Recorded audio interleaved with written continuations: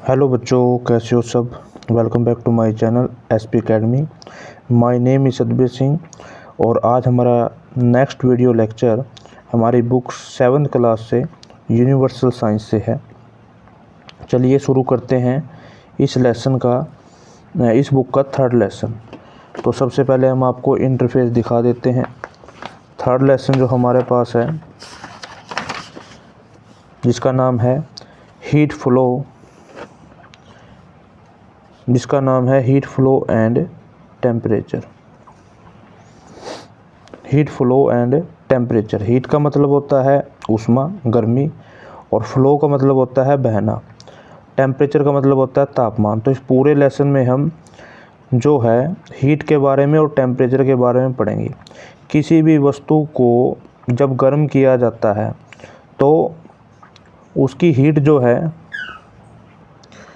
कोई वस्तु कितनी गर्म है या कितनी ठंडी है, वही उसकी हीट या उसका जो टेम्परेचर है वो बता पाएगा।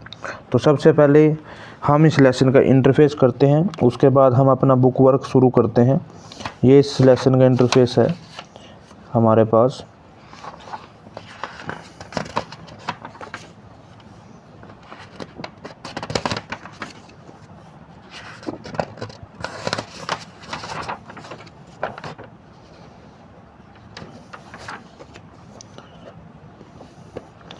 चलिए शुरू करते हैं। सबसे पहले बुक वर्क का tick the correct. A laboratory thermometer. A laboratory thermometer does not have a. हमारे पास ऑप्शन दिए गए हैं construction, B mercury, C both of them, none of above. तो कंस्ट्रक्शन जो है, जैसे हमारे आजकल डिजिटल मीटर आते हैं उनमें जो रीडिंग्स आती हैं उसको बोला जाता है। जो मर्करी है, मर्करी हमारे जो पुराने ओल्ड थर्मोमीटर आते हैं उसमें फिल की जाती थी। तो हम इसमें क्या लिखेंगे, कंस्ट्रक्शन लिखेंगे। सेकंड है A thermos flask is silvered to minimize. जो हमारे पास थर्मोस फ्लास्क है वो क्या मिनिमाइज करने के लिए, जो सिल्वर्ड का थर्मोस फ्लास्क है क्या मिनिमाइज करने के लिए यूज़ किया जाता है, तो उसमें आएगा हीट ट्रांसफ़र बाय रेडिएशन आता है। सबसे फर्स्ट ऑप्शन दे रखा है heat transfer bye radiation, heat transfer bye conduction, heat transfer bye convection और ऑल ऑफ देम। तो थर्मोस फ्लास्क का जो मेन काम होता है हीट ट्रांसफ़र बाय रेडिएशन होता है। थर्ड क्वेश्चन दे रखा है normal human body temperature in Celsius and Fahrenheit scale is. तो जो हमारी बॉडी होती है, हमारी बॉडी का जो नॉर्मल टेम्परेचर होता है, अगर डिग्री सेल्सियस की बात करते हैं, 3 प्रकार के हमारे पास स्केल पाए जाते हैं, डिग्री फारेनहाइट, डिग्री सेल्सियस और केल्विन। इन तीनों में से अगर हम बात करते हैं तो हमारे 2 स्केल मेन होते हैं, एक सेल्सियस स्केल होता है, दूसरा फारेनहाइट स्केल इसमें दिया गया है। तो जो हमारी बॉडी है, हमारी बॉडी का जो 37 डिग्री सेल्सियस अगर उसको कन्वर्ट किया जाएगा तो वो 98 पॉइंट वैसे 6 बनता है, लेकिन बुक में हमारे पास जो ऑप्शन दिए गए हैं 4 डिग्री दिया गया, तो हम इसको राइट लिखेंगे 37.4 degree Celsius and 98.4 degree Fahrenheit. Question number 4, heat cause expansion because. जो हीट कोजेज होती है या एक्सपेंस होती है वो किसकी वजह से होती है, तो इसमें लिखेंगे हमारे पास ऑप्शन दिया गया है heat occupy that cold, option B है of increase of movement of molecule, matter tries to escape from the heat, और डी नॉन ऑफ दीज। यहाँ पे दिया गया हीट कोजेज, तो heat occupies then cold, of increase of movement of molecule, C matter tries to escape from the heat, और D none of above. तो हम यहाँ पे ये जो एक्सपेंस होती है हीट कोजेज एक्सपेंशन बिकॉज, तो किसी वजह से होती है of increase movement of A molecule. जैसे जैसे मोलिक्यूल गर्म होता रहेगा उसकी स्पीड बढ़ती रहेगी, तो इस वजह से वो एक्सपेंस होता है। नेक्स्ट पार्ट है हमारा फिल इन द ब्लैंक्स। सबसे फर्स्ट दे रखा है the hotness of an object is determined by it's. कोई सब्सटेंस है, जैसे कोई लिक्विड है, कोई सॉलिड है, वो गर्म है, जो उसकी हॉटनेस, उसको कैसे मेजर किया जाएगा? तो उसको या तो टच करके, दूसरा थर्मोमीटर के द्वारा उसका टेम्परेचर नोट करके। तो हम इसमें क्या लिख सकते हैं? The hotness of an object is determined by its temperature. तो अगर हमें उसका टेम्परेचर पता चल जाए तो उसकी हॉटनेस को डिटरमाइन किया जा सकता है। Question number second, temperature is measured in degree. जो टेम्परेचर के 3 स्केल बताए थे, डिग्री फ़ारेनहाइट, डिग्री सेल्सियस और केल्विन। तो क्या लिखेंगे? जो स्टैंडर्ड है, स्टैंडर्ड में हम लिखते हैं डिग्री सेल्सियस।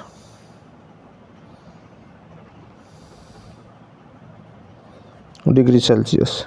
थर्ड है हमारे पास, fill in the blanks, gases, liquid and solid dash on heating. जब इन तीनों को हम गर्म करते हैं तो ये क्या हो जाते हैं? ये हो जाएंगे एक्सपेंड। ऐसे ही fourth question fill in the blanks का, boiling point of water is dash degree Celsius and melting point is dash degree Celsius. जो वाटर का बॉइलिंग पॉइंट होता है, कितने डिग्री पे पानी उबलना शुरू करता है? 0 डिग्री सेल्सियस, यानी कि मतलब स्टीम की फॉर्मेशन में चेंज हो जाता है, पूरी तरीके से उबल जाता है। और melting point of water is 0 degree से पे ही ये पिघलना शुरू कर देता है। फिफ्थ है, the unit of heat capacity is. Heat capacity की जो यूनिट होती है, हीट की जो मेजरिंग क्वांटिटी ऐसा यूनिट होती है, वो होती है जूल। तो हम लिखेंगे इसको जूल, लेकिन साथ में क्या है? पर केल्विन। तो जूल पर केल्विन भी लिख सकते हैं। अगर छोटी क्वांटिटी है तो जूल पर डिग्री सेल्सियस भी इसको लिखा जाएगा। नेक्स्ट है हमारे पास match it. A freezing point of water. Match it में ए कॉलम को बी से मैच करेंगे। A freezing point of water, water कितने डिग्री पे जमना शुरू होता है?